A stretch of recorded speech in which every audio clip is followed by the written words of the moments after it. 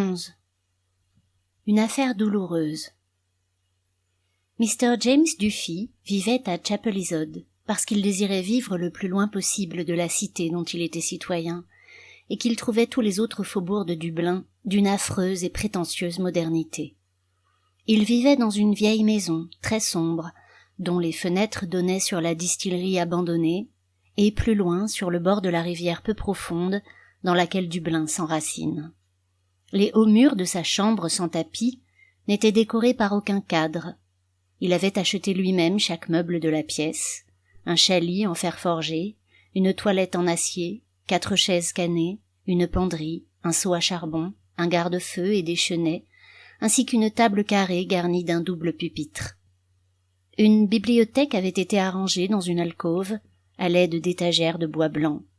Le lit avait des draps blancs et un édredon noir et rouge en couvrait le pied. Un petit miroir à main était suspendu au-dessus de la toilette et pendant la journée une lampe à l'abat-jour blanc constituait le seul ornement du manteau de la cheminée. Les livres sur l'étagère étaient rangés de bas en haut en fonction de leur volume. Des œuvres complètes de Wordsworth étaient posées d'un côté de l'étagère la plus basse et un exemplaire du catéchisme de Maynooth, enveloppé d'un protège-cahier, trônait à l'autre bout sur l'étagère du haut. Un nécessaire à écrire traînait toujours sur le bureau.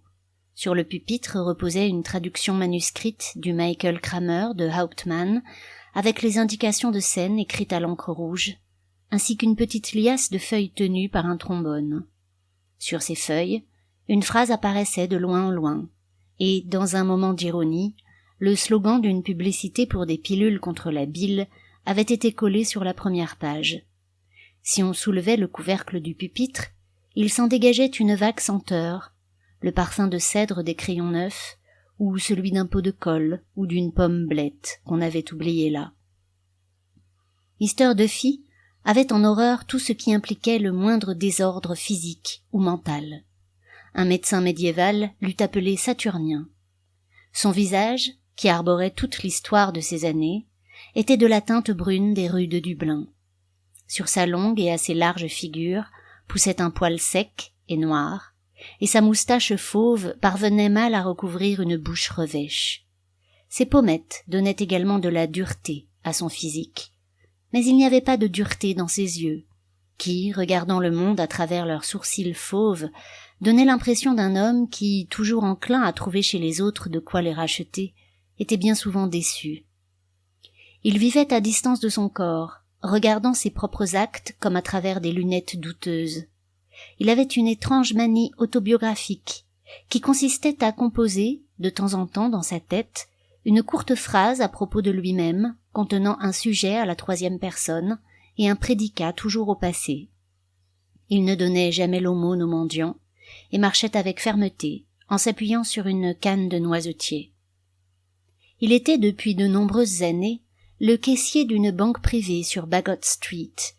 Chaque matin, il venait de Chapelizod par le tram. À midi, il allait chez Dan Burks et prenait son déjeuner, une bouteille de bière et une petite assiette de biscuits sablés. À 4 heures, il était libre. Il dînait dans un restaurant de St. George Street où il se sentait à l'abri de la jeunesse dorée de Dublin et où le menu était franc et honnête. Ses soirées, il les passait soit devant le piano de sa logeuse, soit à flâner dans les faubourgs de la cité. Son goût pour la musique de Mozart l'entraînait parfois à l'opéra ou à un concert. C'étaient là les seules dissipations de sa vie. Il n'avait ni camarades, ni amis, ni église, ni foi.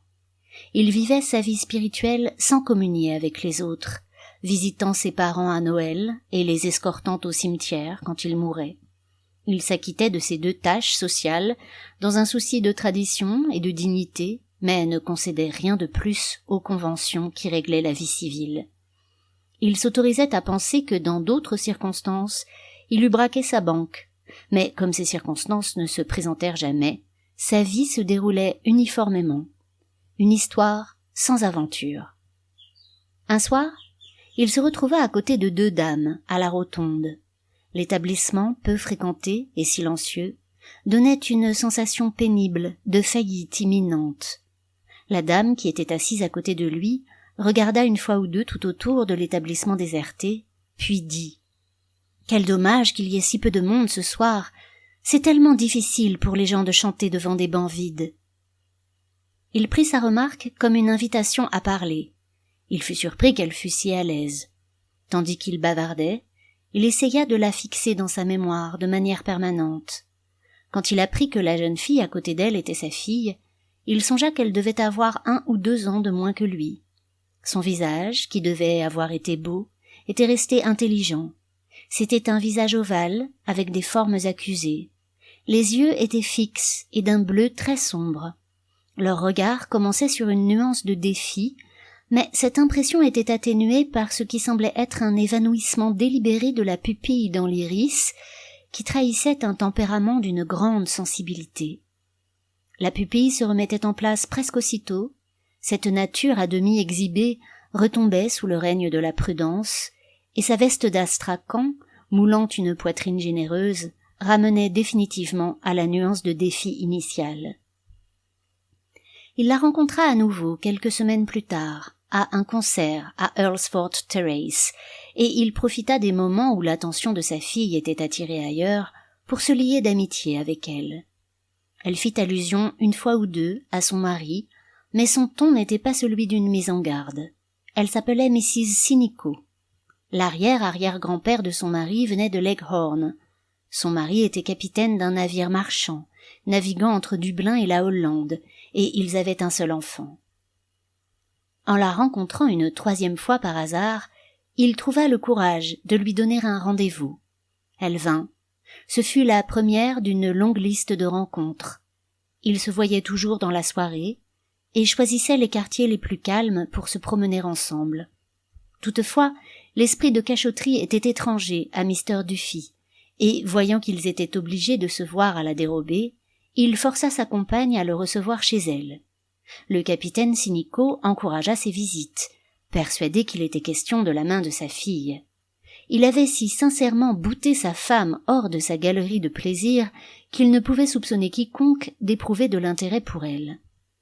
Comme le mari était souvent absent, et la fille souvent en train de donner des leçons de musique à l'extérieur, Mr. Duffy eut largement l'occasion de profiter de la société de la dame. Ni lui ni elle n'avaient jamais eu une telle aventure auparavant, et aucun ne ressentait la situation comme incongrue. Petit à petit, il attacha ses pensées aux siennes, il lui prêta des livres, lui fournit des idées, partagea sa vie intellectuelle avec elle. Elle écoutait tout. Parfois, pour répondre à ses théories, elle dévoilait un fait de sa propre vie. Avec une sollicitude presque maternelle, elle le pressait de s'ouvrir et d'exprimer sa nature. Elle devint son confesseur. Il lui dit que pendant un temps il avait assisté au meeting d'un parti socialiste irlandais, où il s'était senti bien singulier, au milieu d'un tas d'ouvriers sobres qui se réunissaient dans un grenier éclairé par une lampe à huile inefficace. Quand le parti s'était subdivisé en 3 sections, chacune avec son propre leader et son propre grenier, son assiduité s'était relâchée. Les discussions des ouvriers, disait-il, étaient trop timorées. L'intérêt qu'ils prenaient à la question des salaires était excessif. Il avait l'impression qu'ils étaient des pragmatiques, endurcis, et qu'ils lui enviaient sa rigueur intellectuelle, produit d'un loisir qui n'était pas dans leurs moyens. Aucune révolution sociale, lui dit-il, n'était à craindre pour Dublin avant des siècles. Elle lui demanda pourquoi il n'écrivait pas toutes ses idées. « Pourquoi donc ?» lui demanda-t-il avec un dédain calculé. « Pour faire de la concurrence aux beaux parleurs, incapables de soutenir une pensée pendant plus d'1 minute ? Pour se soumettre aux critiques d'une classe moyenne obtuse, qui confiait sa moralité aux policiers et ses beaux-arts aux impresarios ? » Il se rendait souvent au petit cottage de Mrs. Sinico, à l'extérieur de Dublin. Souvent, ils y passaient leurs soirées, seuls. Petit à petit, comme leurs pensées s'entremêlaient, ils parlèrent de sujets qui les touchaient de plus près. La compagnie de Mrs. Sinico était pour lui comme un terreau chaud et fertile pour une plante exotique. Bien des fois, elle laissa l'obscurité se pencher sur eux, en évitant d'allumer la lampe. La pièce sombre et discrète, leur solitude, la musique qui vibrait encore à leurs oreilles, les unissait. Cette union exaltait Mr. Duffy, amollissait les aspects brutaux de son tempérament. apportait de l'émotion à sa vie mentale. Il pensait qu'à ses yeux de femme, il monterait les degrés jusqu'à atteindre une stature d'ange. Et tandis qu'il attirait sa fervente compagne de plus en plus près de lui, il entendait en même temps une voix étrange et impersonnelle, qu'il savait être la sienne, qui insistait sur l'incurable solitude de l'âme. « Nous ne pouvons nous donner, » disait la voix, « nous sommes seuls. » Ces discours aboutirent à ce qu'un soir, après avoir montré tous les symptômes d'une excitation inhabituelle, Mrs. Sinico saisit sa main avec passion et la porta à sa joue. Mr. Duffy fut extrêmement surpris. L'interprétation que cette femme faisait de ses discours rompit tout le charme. Il ne vint pas la voir pendant 1 semaine, puis il lui écrivit pour lui demander un rendez-vous. Comme il ne souhaitait pas que cette dernière rencontre soit sous le signe de leur confessionnal désormais dévasté, ils se rencontrèrent dans une petite pâtisserie à côté de Park Gate. C'était par un temps froid d'automne, mais en dépit du froid, ils parcoururent les allées du parc en long et en large pendant presque 3 heures. D'un commun accord, ils décidèrent de cesser leurs entrevues. Tout lien, disait-il, est un lien de douleur. Quand ils sortirent du parc, ils marchèrent en silence en direction du tram, mais alors elle commença à trembler si violemment que de peur de la voir à nouveau s'évanouir, il lui dit au revoir rapidement et la laissa. Quelques jours plus tard, il reçut un paquet contenant ses livres et ses partitions. 4 ans passèrent. Mr. Duffy était revenu au cours uniforme de sa vie. Sa chambre portait toujours le fidèle témoignage de la discipline de son esprit. Quelques nouvelles partitions encombraient le lutrin dans la pièce du bas, et dans ses étagères il y avait 2 volumes de Nietzsche, Ainsi parlait Zarathustra et le Gai Savoir. Il écrivait rarement dans la liasse de papier qui reposait sur son bureau. Une des phrases, écrite 2 mois après sa dernière rencontre avec Mrs. Sinico, disait « L'amour entre 2 hommes est impossible, car il ne doit pas y avoir de rapport sexuel entre eux, et l'amitié entre un homme et une femme est impossible parce qu'il doit y en avoir. » Il se tint éloigné des concerts où il aurait pu la rencontrer.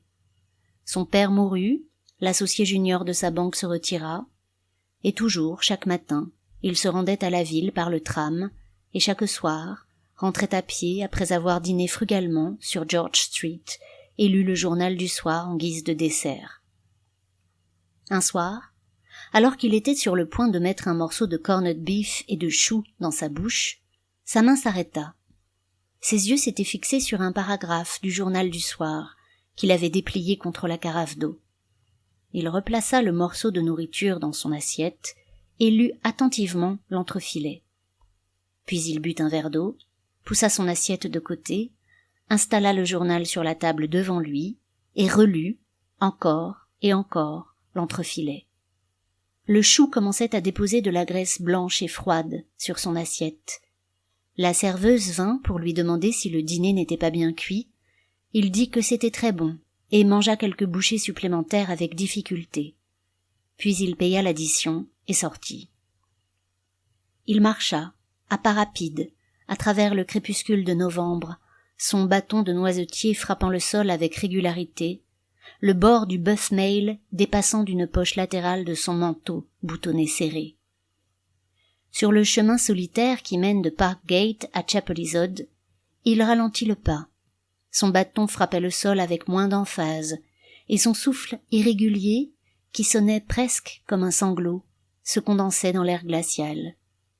Quand il atteignit la maison, il monta directement dans sa chambre et, retirant le papier de sa poche, relut le paragraphe à la lumière déclinante de la fenêtre. Il ne le lut pas à haute voix, mais en remuant les lèvres, comme le fait un prêtre quand il lit les prières secrètes. Voici le paragraphe. Mort d'une femme à Sydney Parade, une affaire douloureuse. Aujourd'hui, à l'hôpital de la ville de Dublin, l'officier de police suppléant, en l'absence de Mr. Leverett, a enquêté sur le corps de Mrs. Emily Sinico, âgée de 43 ans, qui a été tuée à la gare de Sydney Parade hier au soir. Les preuves matérielles montrent que la défunte dame, comme elle tentait de traverser les voies, a été heurtée par l'omnibus de 22 heures qui venait de Kingstown et a de ce fait subi des blessures à la tête et sur le côté droit, qui ont entraîné sa mort. James Lennon, conducteur de l'engin, a déclaré qu'il était employé au chemin de fer depuis 15 ans. En entendant siffler le chef de gare, il a fait démarrer le train et 1 seconde ou 2 plus tard l'a arrêté en réaction à des cris aigus. Le train roulait lentement. P. Dunn, bagagiste des chemins de fer, a déclaré avoir vu, au moment où le train démarrait, une femme qui essayait de traverser les voies. Il a couru vers elle et crié pour l'avertir, mais avant qu'il puisse l'atteindre, elle a été fauchée par le pare-choc de la locomotive et est tombée sur le sol. Un juré. Vous avez vu tomber la dame? Le témoin. Oui. Selon la déposition du sergent de police Crowley, il a trouvé en arrivant la défunte étendue sur le quai avec toutes les apparences de la mort. Il a fait porter le corps dans la salle d'attente en attendant l'ambulance. L'agent de police numéro 57 a corroboré. Dr Halpin, assistant chirurgien à l'hôpital de la ville de Dublin, a déclaré que la défunte avait 2 côtes fracturées en bas et des contusions sévères à l'épaule droite. Le côté droit de la tête a été blessé pendant la chute. Les blessures n'étaient cependant pas de nature à causer la mort d'une personne normale. La mort, à son avis, a été plutôt due au choc et à un arrêt soudain de l'action du cœur. Mr. H. B. Patterson Finlay, représentant la compagnie des chemins de fer, a exprimé ses profonds regrets suite à l'accident. La compagnie a toujours pris toutes les précautions nécessaires pour empêcher les gens de traverser les lignes en dehors des ponts, à la fois en plaçant des pancartes à chaque gare et par l'utilisation de grilles automatiques au passage à niveau. La défunte avait l'habitude de traverser les voies, tard dans la nuit, d'un quai à l'autre, et au vu de certaines circonstances de l'affaire, il ne juge pas que la compagnie de chemin de fer soit à blâmer. Le capitaine Sinico, de Léoville, Sydney Parade, mari de la défunte, a donné également son témoignage. Il a confirmé que la défunte était son épouse. Il n'était pas à Dublin au moment de l'accident et n'est arrivé que le lendemain matin de Rotterdam. Ils étaient mariés depuis 22 ans et avaient vécu heureusement jusqu'à il y a environ 2 ans, période à laquelle sa femme avait commencé à faire des excès. Miss Mary Sinico a déclaré que feu sa mère avait pris l'habitude de sortir le soir pour acheter de l'alcool. Témoin impuissante, elle avait essayé de raisonner sa mère et l'avait poussée à rejoindre la Ligue. Ce soir-là, elle n'est rentrée à la maison qu'1 heure environ après l'accident. Le jury a rendu un verdict en accord avec les preuves médicales et a exonéré Lennon de tout blâme. L'officier de police suppléant a dit qu'il s'agissait d'une affaire très douloureuse et a exprimé sa profonde sympathie au capitaine Sinico et à sa famille. Il a demandé instamment à la compagnie de chemin de fer de prendre des mesures fortes pour empêcher tout accident similaire à l'avenir. Personne n'est jugé responsable. Mr. Duffy leva les yeux du papier et regarda par la fenêtre le paysage froid du soir. La rivière coulait tranquille à côté de la distillerie vide, et de temps en temps une lumière apparaissait dans une maison de Lucan Road. Quelle fin! Tout le récit de cette mort le révoltait, et cela le révoltait également de penser qu'il lui était arrivé de dire à cette femme des choses qu'il tenait pour sacrées. Son estomac était ulcéré par les phrases rebattues, les condoléances creuses, les précautions oratoires du reporter destinées à cacher les détails d'une mort vulgaire et commune. Non seulement elle s'était dégradée elle-même, mais elle l'avait dégradé, lui. Il voyait le développement sordide de son vice, misérable et malodorant. Son âme sœur. Il songea au gueux titubant qu'il avait si souvent vu apporter des pots et des bouteilles afin que le barman les remplisse. Juste ciel, quelle faim! Manifestement, elle n'était pas faite pour vivre, sans aucune force de caractère, une proie facile à toutes les addictions, l'un des écueils sur lesquels la civilisation se heurte. Mais qu'elle ait pu descendre aussi bas! Était-il possible qu'il se soit à ce point trompé à son sujet? Il se souvint de son éclat cette nuit-là, et l'interpréta de manière beaucoup plus sévère. Il n'éprouvait plus aucune difficulté à se féliciter des choix qu'il avait faits. Comme la lumière tombait et que sa mémoire commençait à vagabonder, il crut sentir sa main de femme qui touchait la sienne. Le choc qui avait d'abord atteint son estomac ébranlait maintenant ses nerfs. Il enfila rapidement son manteau et son chapeau et sortit. L'air froid l'accueillit sur le seuil, Il s'insinua dans les manches de son manteau. Quand il arriva au pub de Chapelizod Bridge, il entra et commanda un punch chaud. Le propriétaire le servit avec obséquiosité, mais ne s'aventura pas à lui parler. Il y avait 5 ou 6 ouvriers dans l'établissement, qui discutaient de la valeur du bien d'un gentleman dans Kildare County. Ils buvaient, à intervalles réguliers, à leurs énormes chopes de bière, et fumaient, crachant souvent sur le sol, et recouvrant parfois de sable leurs crachats, du bout de leurs lourdes bottes. Mr. Duffy s'assit sur sa banquette, et les regarda sans les voir et sans les entendre. Ils sortirent peu de temps après, et il commanda un 2e punch. Il resta un long moment devant son verre. L'établissement était très calme. Le propriétaire était affalé sur le comptoir, et lisait le Herald en bâillant. De loin en loin, on entendait un tram qui filait à travers la route solitaire, au dehors. Comme il était assis là, repassant les souvenirs de sa vie avec elle, et évoquant, en alternance, la seconde image dégradée qu'il avait maintenant d'elle, il prit conscience qu'elle était morte, qu'elle avait cessé d'exister, qu'elle était devenue un souvenir. Il commença à éprouver un malaise. Il se demanda ce qu'il aurait pu faire d'autre. Il n'aurait pas pu soutenir la farce d'un adultère avec elle, et il n'aurait pas pu vivre avec elle ouvertement.